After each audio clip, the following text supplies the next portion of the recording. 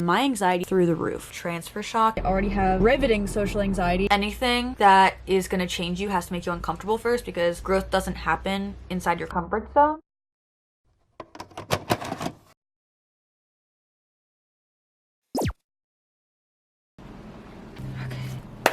What's up, you guys? It's Hannah. Welcome back to my channel. In today's video, I am going to be talking all about my experience transferring to a different college. I'm going to be talking about kind of my transfer story first, just to give you a little bit of background information if you're new or if you want a refresher. I want to talk about the complications that I've had so far and also the good things that I have loved about transferring. So without further ado, I want to get right into this video because if you know me, you know that I tend to ramble. So let's begin. I have jotted down some things that I want to talk about just so I make sure that I hit everything I want to talk about. I just want to put this out there before I even start this video that this is not intended to bash the school that I went to at first. It wasn't the school's fault that I didn't feel like that was the place for me. Like, everybody has their own opinions and preferences and whatnot, and just because I didn't have the best experience and I didn't feel like that place was for me doesn't mean that other people don't love it there. Everyone's gonna have a different experience. I'm not saying that because I had this experience that you're gonna have this experience at all. So now I want to get into my transfer story, and I'm gonna start with my experience at Temple.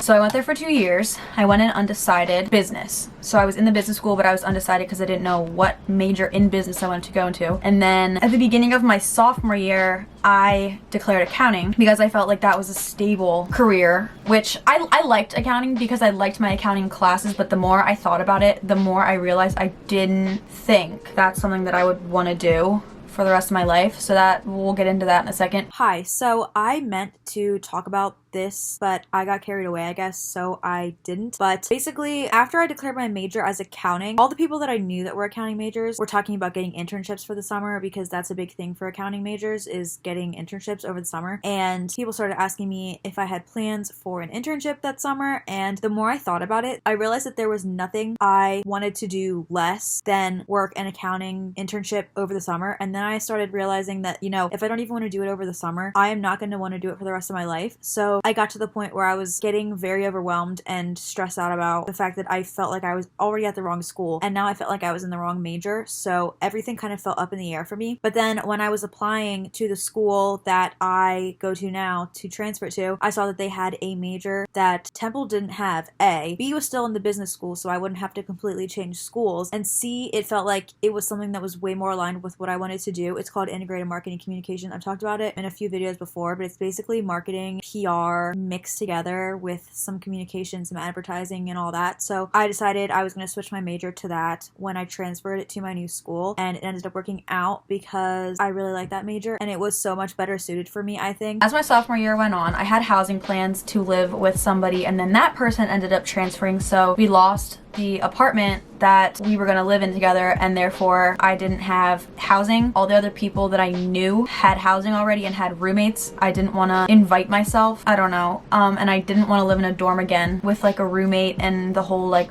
residential housing thing my junior year. I didn't want to live off campus with random people that I didn't know. And also the fact that I felt like I didn't have friends there really came into play here, because I was trying to think like, who could I live with? And I was like, I don't even have a group of people, you know, like, I don't know if that played into that as well. But that's kind of what sparked my thought process of maybe I should transfer because this place really isn't for me anyways. Like, at this point, I already knew that this place wasn't for me. I was just trying so hard to make it work because I didn't want to have to feel like I was starting over by transferring and going to a new school. But that's basically what I ended up doing. I realized that I needed to make a change because I was so unhappy. I also didn't have a place to live. I was uncomfortable with literally everything that was happening.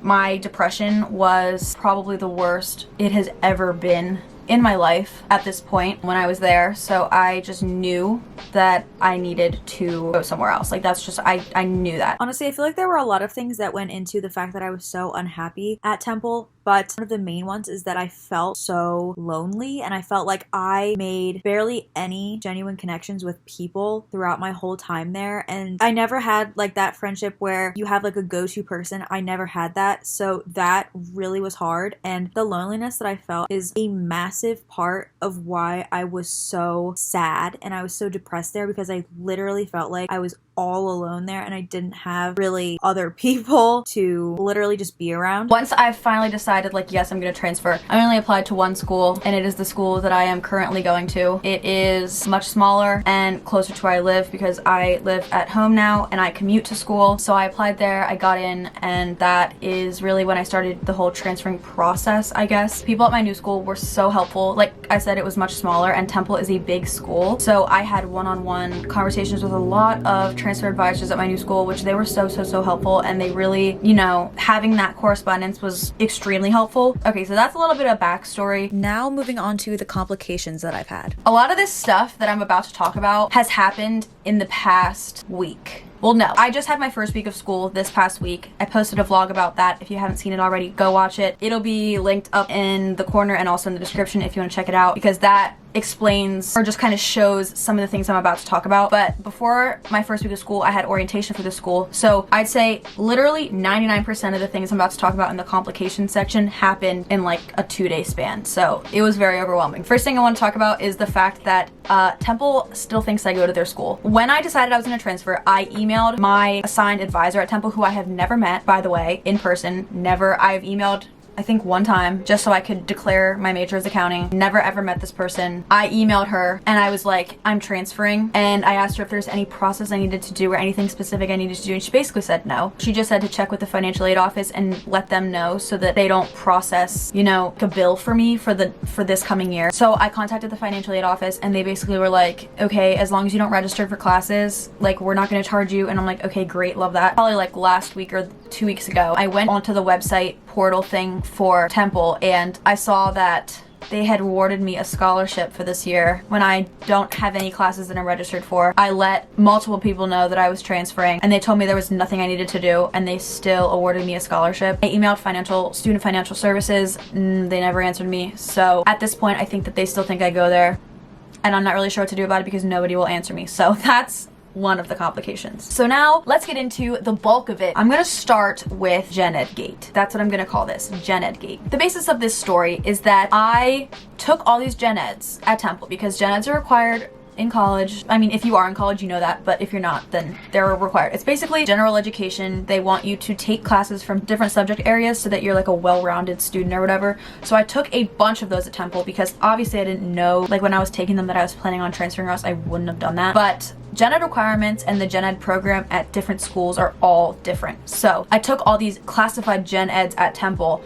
but all my credits, when I transferred to my new school, all of my credits transferred, but the Gen Ed credits didn't transfer into my new school's Gen Ed requirements. So I have all of these requirements for my new school, and it looked like I still had to take all these Gen Eds for this new school because my Gen Eds were not classes that directly were part of this Gen Ed program. My problem was that if I couldn't get my Gen Eds from Temple to count for these areas of Gen Eds at my new school, that I was gonna have to stay longer at my school to fulfill these Gen Ed requirements. I would literally have to stay past when I'm supposed to graduate so that I could take classes that had nothing to do with my major.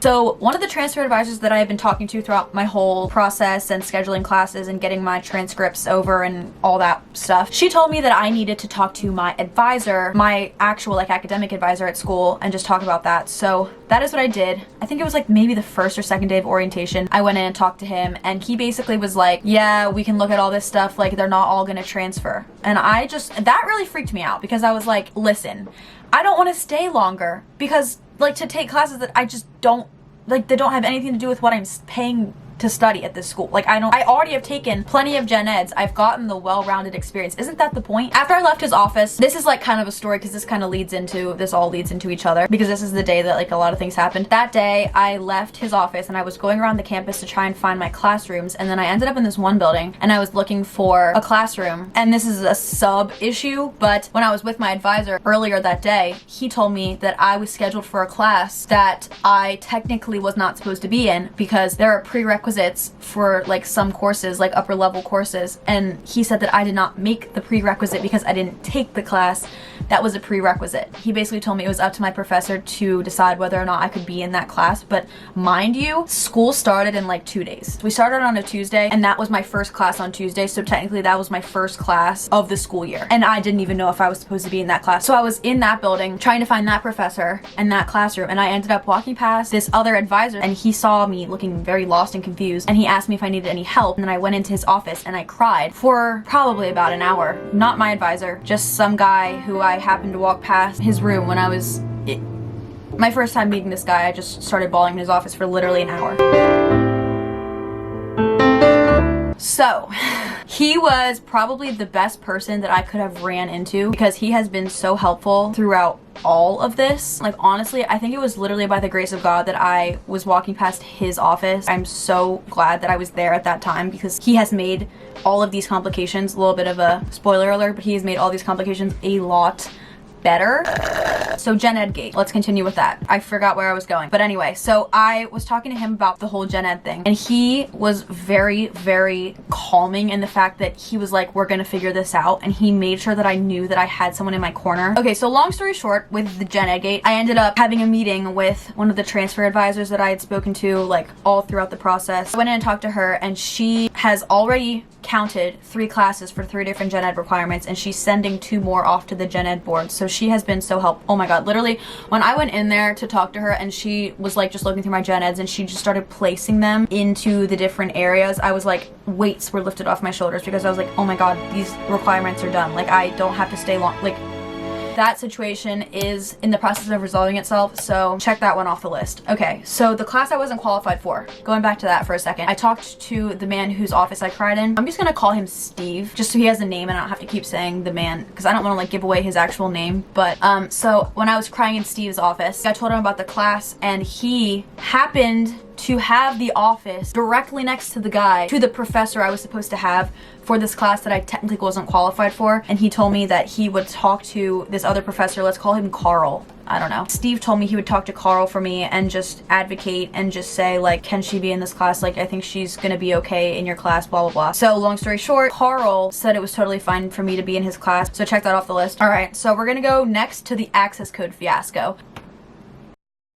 So access code fiasco. When I met with my academic advisor, let's give him a name, Paul. So when I met with Paul, sorry, got the story messed up. Okay, so earlier that day, we had like little breakout sessions for our majors. Basically, they told us in that little session that any books that would be required for our classes were automatically going to be charged to our bill, like to our tuition bill. That is so different from how we did it at Temple, because if you had books that you needed for class, you bought them separate from your bill. Like, it didn't just charge you automatically, like you bought them yourself. But here, that is not how it worked. I did not know that. So I raised my hand and I asked about access codes, because if you're in college, you know access codes are literally, you have to pay like $100 at least just so you can access the platform that you do your homework on.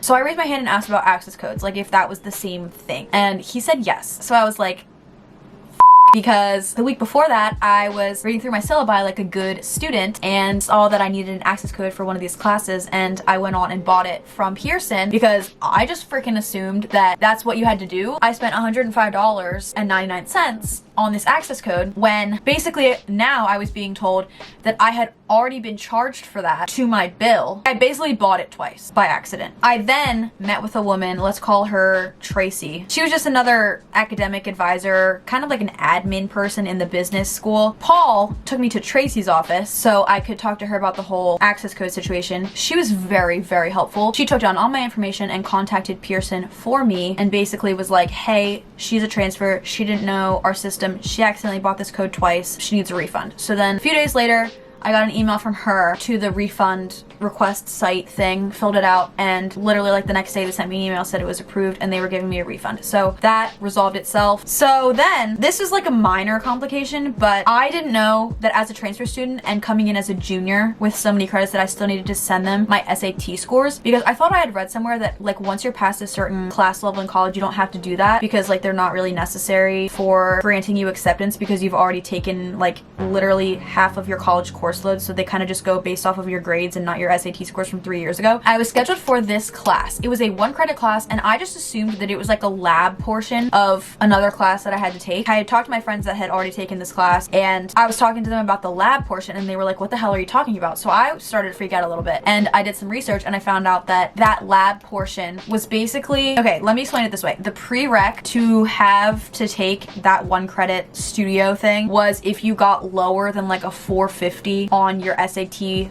reading portion. So I got higher than that. So I was like, I shouldn't be in this. I basically contacted somebody and I was like, do you need my SAT scores? Like, nobody told me that they needed my SAT scores. They were like, to officially take you out of this studio 1 credit course, we need your official SAT scores from College Board. And I'm like, okay. So I went on to College Board and went to go send them my SAT scores, and it cost me $43.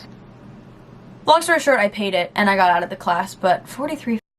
The last 2 things that I want to talk about kind of go hand in hand, and that is the idea of transfer shock. When I was in orientation, the transfer advisors spoke to all the transfers as a group, and they were telling us about transfer shock. And basically what transfer shock is within the first, I think they said 7 weeks of class at your new school, you will experience this shock of being in a place that you don't know what's going on. You have experience being in college already, you know what college is like, but you don't know what college is like at this new place.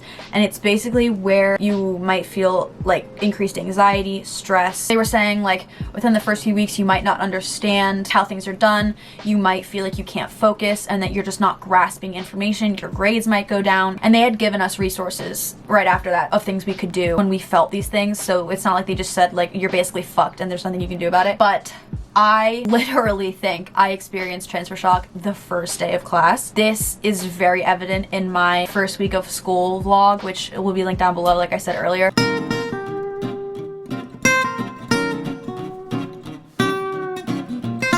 Anyway, so that's pretty much the complications that I've had summed up. And now I want to get to the good things. I am very positive that I made the right decision. Even though it's hard at the beginning because you're in a new place and it's just a change and a transition and you are probably going to be scared. Even after I posted my video about the first week of school, literally yesterday, I've had so many comments on the video, so many DMs from people who have transferred and just letting me know like, yes, it was so hard for me at the beginning and it was scary, but I adapted and I got used to it and I realized that I made the right choice and I'm so much happier now and you're gonna be okay. Like, I got so many messages and comments that told me those things and I'm just so grateful for everybody who has reached out to me, shared their experience, offered me advice. Like, literally it means the world to me. I read all of your comments and all of your messages, even if I can't get to reply to every single one of them, I read them and it just made me feel less alone. Transferring, it might be scary, but at the end of the day, it's worth it because you made a change that you knew you needed to make in order for yourself to be happy. I am already so much happier. Even after the first day, like the rest of the days of this past week, I slowly have started to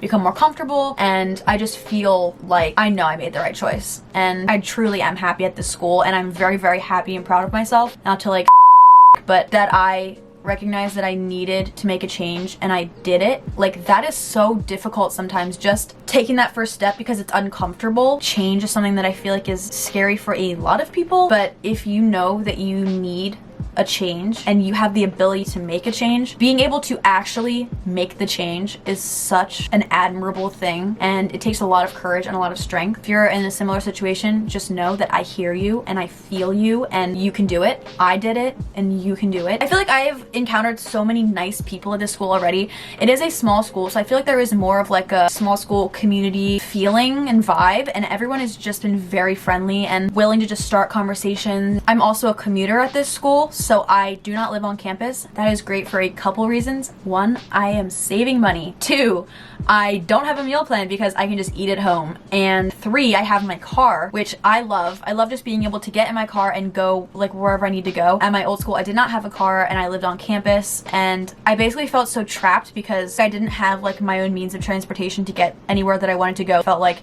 I was just stuck where I was. I don't know how I left this out, but one of the biggest reasons why I wanted to transfer, I am such a big homebody and I missed literally being with my family and my house and just having my own space. Being back at home and living at home and having my family with me has literally, I cannot even explain to you, oh my god, I'm sorry, I keep moving in my laptop sitting on my lap. Anyway, I cannot even explain to you how my mood and just my mindset and my mental health has improved since I've been home and I've been surrounded by my family and just been able to be comfortable in my environment again. Literally, when I was at Temple, I would want to come home all the time. I ended up, the last semester that I was there, came home every other weekend, and I did that because I was so miserable, and being able to go home every other weekend is something that I looked forward to the whole time leading up to it. When I came home, I felt so at peace and just so calm and happy, and then when I would have to go back to school, it was literally the most miserable feeling in the entire world. So being back here and just knowing that this is my home again, well, it always was my home, but it kind of felt like I was guest in my own house when I lived at school, which was like really weird, but it just has made things so much better for me mentally. Yeah, that's like a major reason why I transferred, and it is probably the reason I'm the most happy now.